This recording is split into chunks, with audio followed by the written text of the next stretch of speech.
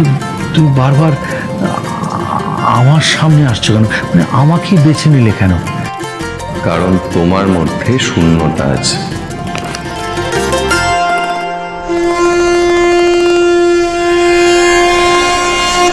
যা কিছু শূন্য তাকে পূর্ণ করার দায়িত্ব মহাদেবের।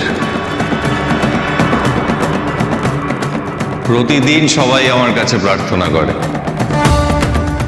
বলে আমার সমস্যা দূর করো, আমাকে সুখ দাও, ঐশ্বর্য দাও, আমাকে সমৃদ্ধ করো। কিন্তু কেউ এটা বলে না আমাকে বদলাবার শক্তি দাও, আমাকে পূর্ণ করো।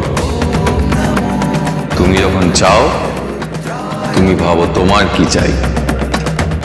মহাদেব জানেন তোমাদের কি প্রয়োজন।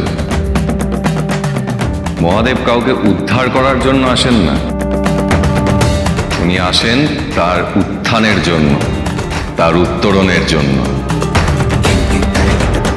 ভগবান দাস প্রতি সোম থেকে শনি রাত 8টায় জি বাংলা শোনারে।